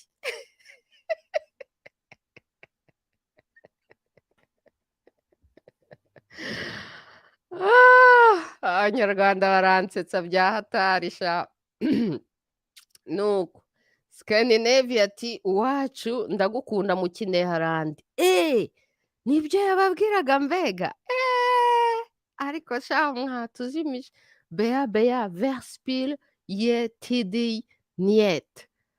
Okay, biriya ndabona asa nk'uri kuvuga ngo nta gihe afite cyo gukina cyangwa se n'ibiki.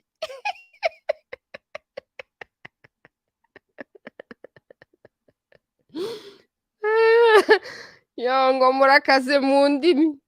Tonto Twahosi ati ngewe ikirundi kazi ubu kirampagije. Yego rata, mubizi se ko hari abantu baba bari birenge bivuga ikinyarwanda n'ikirundi. Yego rata, none nabo bajye bakiga, Peter reka bebe shu wanjye aruhuka akanya. Ati Bea ati il faut avoir un minimum de respect pour les gens. Je suis venue suivre une émission, mais t'as pas arrêté de me déranger. ndabona hari abari hafi guterana ingumi ariko muri chat. kagoma ntacyo hombye. Ni ururimi ruvugwa na 20 miliyoni z'abantu kandi si ruri sexy. Bana ziriya ndimi zo muri Scandinavia rwose ntabwo ari sexy na gato, nk'ikidage. Ikidage ntabwo ari sexy nka gato. Bana ururimi sexy ni igifaransa rega.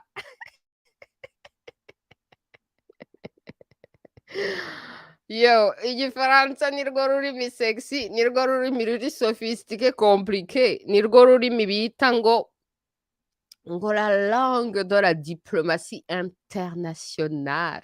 Ni ukuvuga ngo aba badiplomate bose n'abanyamerika n'abongereza iyo bahuye muri diplomasi hagati yabo bafite ururimi rumwe rubahuza. Na ziriya famille royale zose zo mu Burayi, mbega ni ukuvuga ngo who is who, elite, la classe, la bourgeoisie, la aristocratie, bose ururimi rumwe rubahuza, la langue de la diplomatie internationale, igifaransa. Hari igihe njya ntekereza ngo ni kimwe muri handicap inkotanyi zagize, ni kimwe muri handicap Uncle Kaga agira. Buriya kuba atavuga igifaransa bituma abangaba bampatse ibihugu nubwo bamwiyegereza bakamukoresha ari umukozi wabo, ariko iyo bagiye mu gikari baramuseka cyane.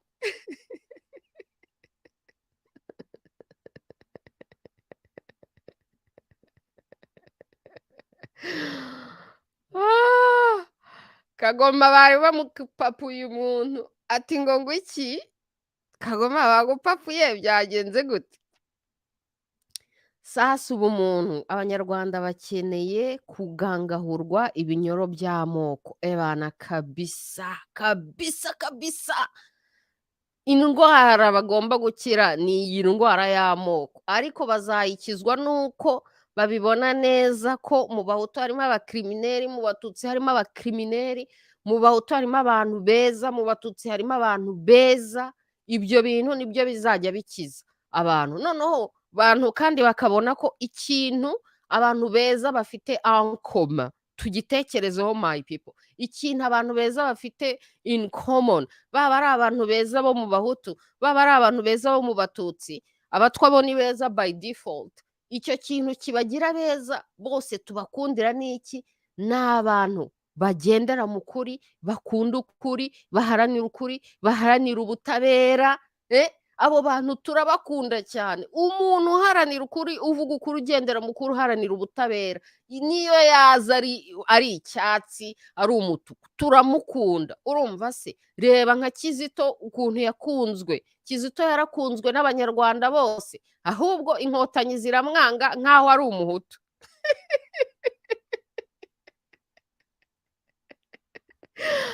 Ariko yarakunzwe, arakundwa n'u Rwanda rwose. Akundiwe iki? Akundiwe ko ari umunyakuri, ko akunda ukuri, ko aririmba ukuri, ko ashaka ukuri. N'abangwa rero nabo burya bangwa kubera ibikorwa byabo. Urabona nk'uyu Kajuga abantu bakamurojeta, ari abahutu bati si umuhutu, ari abatutsi reka si umututsi. Kubera iki? Kuko yakoze ibintu bibi cyane. Urumva se? Igihe kizakera rero n'abanko kaga abantu bavuge bati reka si mwene wacu, reka ntago turi. Kubera iki? Kuko yakoze ibintu bibi cyane. Ni ibyo ngibyo abantu bagomba kureba. Urashaka ko umuntu aba uwacu kuko ari mwiza, kuko yakoze byiza, hanyuma akaba uw'abariya bandi kuko ari mubi, yakoze bibi. Urumva se? Ikizadushobora rero ni ukubona abantu beza ahashoboka hose, cyangwa se ukabona abantu beza ari abantu bavuye muri ibyo by'amoko. Deja kugira ngo ube mwiza ugomba kuva muri ibyo by'amoko ukajya hejuru, ukagera mu bumuntu, ukagera mu bumana, ukamenya Imana, ukamenya ko turi bene Imana. Umuco wa Kinyarwanda ni uko banyarwanda, banyarwandakazi turi bene Imana. Iyo niyo identite, nyadantite twakubakiraho tugakomera, ntituzigere duhungabana na rimwe, kubera ko Imana yacu ni Imana ihoraho. Turi mu Mana, dufite identite iri mu Mana, ntago twasenyuka na rimwe mu buzima. Yo my people, igihe kirageze rero ngo mbareke mwigire muri weekend kabisa, twarengeje. Kagoma egre ati burya se igifaransa nicyo gikaze? Igifaransa nicyo danje, igifaransa nicyo danje, nicyo sophistiqué, donc nicyo littératie bakoresha hagati yabo comme la langue de la diplomatie, kuko ni nacyo nyine gipermeta iyo eloquence na nuance n'ibintu byinshi cyane na poezi n'iki byose mu gifaransa. Donc muri diplomasi urabizi ukuntu abadiplomate baba babeshyanya kugira ngo babeshyanye, ariko ibintu biryoshye cyane babivuga mu gifaransa. Noneho kubera ko ibintu bari kuvuga biryoshye cyane, noneho ntiwirande konte ko bari kubeshyanya, kuko ibintu bari kuvuga biryoshye cyane.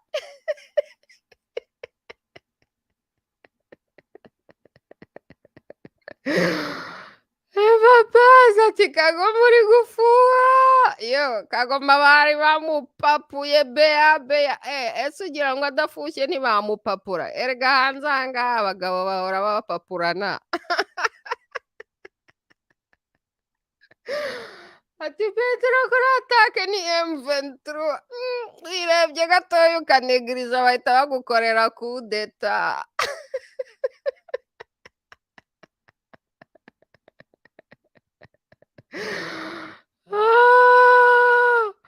Yo nabakuze sha, Bea me connaît, on est des amis. Pierre ati tu vois, Pierre et Bea sont des cousins. Nureba se ukuntu abakuze batukuziniye, ni gutya abavandimwe bigenda nyine.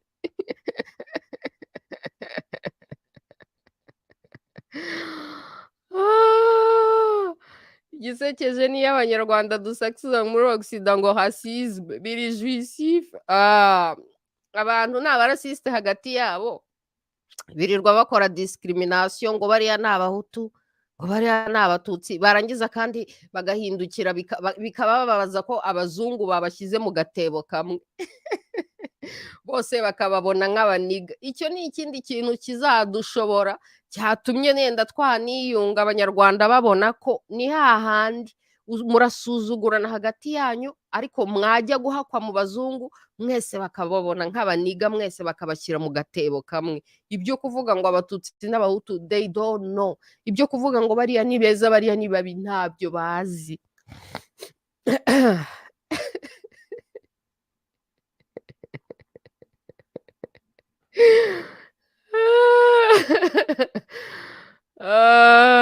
Sasa umuntu ati wikendi nziza none se bea aterega zo shiribwa none se umuntu ashobora kumbuza gukora ikintu kiganira de quel droit?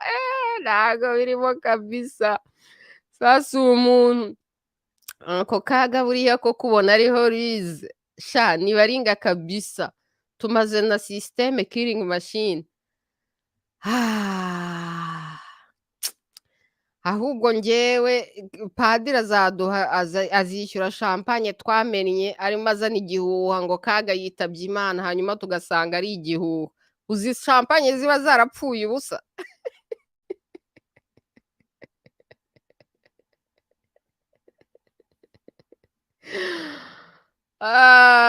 Ariho atariho, ariho atariho, ariho atariho, ariko aramutse atariho ntago systeme ye yakomeza n'umunsi n'umwe. Urumva se hari abanyarwanda benshi cyane muri ruriya Rwanda bahora bategereje, yibeshye agapfa nyagupfa ebana. Donc systeme yose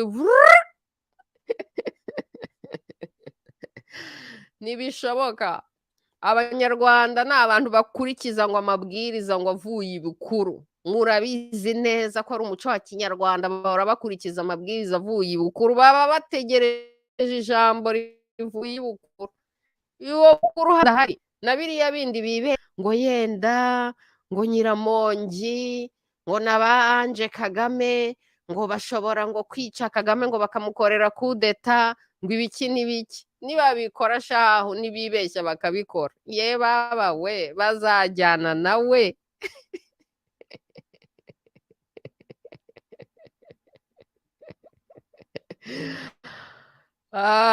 Kabisa kuri njyewe ariho atariho, kubera ko decision akora decision kuva banavuga ngo yarapfuye, decision mbi zariyongereye. Reba nk'ibintu byo gushimuta Rusesabagina. None se kuko kamemu, none se ntimuzi ko yari yarapfuye igihe Rusesabagina yashimutwaga? None se ninde wakimutse Rusesabagina? Iriya ni mistake y'abapfu justo. Yarangiza akanamurekura. Iriya ni mistake zikorwa n'abantu bapfuye justo. Yo, ariho atariho naho ari. En fait ukuntu ariho birutwa no gupfa. Niyo mpamvu yenda bavuga ko yapfuye, yenda sinzi ntawamenya.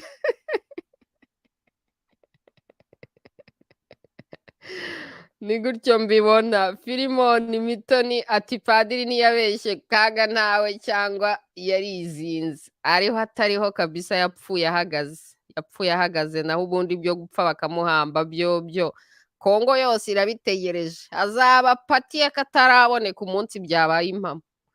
Ntawe uriho arakanyagwa. Sasa umuntu ati reba amakosa asigaye akorwa. Ni ubupfu nyine, ni ubupfu n'ubupfapfa n'ubufobaganyi. Ni ubufobaganyi, biriya ni ubufobaganyi. Nimubizi se ko ari abafobaganyi? Yaranabyivugiye. Ibaza umuntu ugeze aho yo kutwibwirira ukuntu yanga abanyarwanda n'ukuntu bimubabaza kuba umwe muri bo. Nyine yarapfuye ahagaze kera cyane ndakubwiye, ariko ku munsi wo guhamba bizaba ari umunsi mukuru nakwambiye. Anyways, bye people. Murakoze cyane, duhorana Imana. Ndabifuriza kugira weekend nziza. ndabifuriza kuba mwibereye mu mana, mwibereye mu kuri, mwibereye mu byiza gusa, hanyuma abashaka guta umutwe, n'abashaka gupfa bahagaze, n'abashaka gupfobagana, n'abashaka gushyira ubwoko bwabo hejuru y'ukuri, ni akazi kabo, mubareke bakomeze bayobe bonyine. Hanyuma rero twebwe twigumire mu nzira yo gukunda ukuri n'ubutabera, kuko my people, iyo umuntu akunda ukuri, iyo umuntu aharanira ukuri n'ubutabera, n'Imana iramutabara, kuko Imana yacu ni Imana yubatse mu kuri no mu butabera. Niyo mpamvu bavuga ngo Imana ntibera, no kuba ubutabera bwitwa ubutabera biva kuri iryo jambo ngo Imana ntibera. Imana rero izahora iri kumwe n'abanyakuri, n'abakunzi b'ukuri, n'abaharanira ubutabera. Bariya bicanyi mubona bakiriho cyangwa se bapfuye bahagaze, ni ukubera ko Imana yacu ari Imana ikunda abantu bose, irimo irabaha chance ngo bagire igihe cyo kwikosora. Urumva se, aho kugira ngo bazumve izo chance Imana iri kubaha kugira ngo bikosore, bagakomeza bagatsimbarara, bakongeraho n'andi makosa. Rero guhanuka kwawo kuzaba ari terrible, kubera ko Imana yabahaye igihe gihagije cyo kwikosora, aho kugira ngo bikosore ahubwo bongeraho.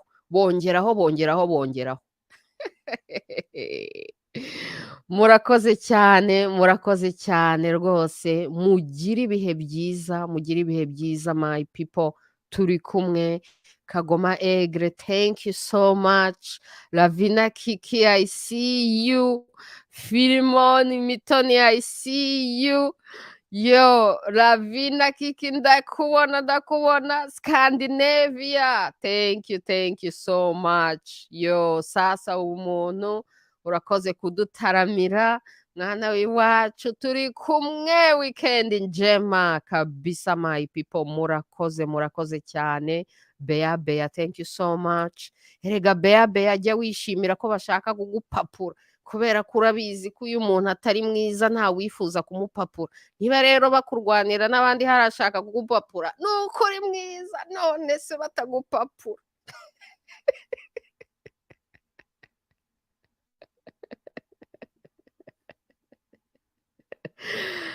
Duhorana Imana my people, duhorana Imana. Murakoze. All right, bisous.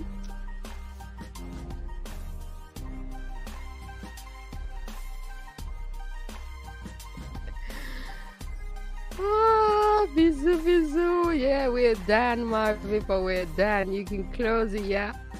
All right.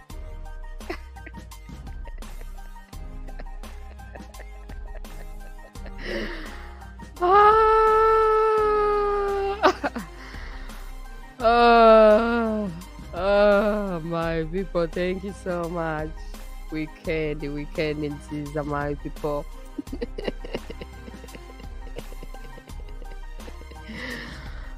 Woo! Yeah, we're done, man. Thank you so much. All right.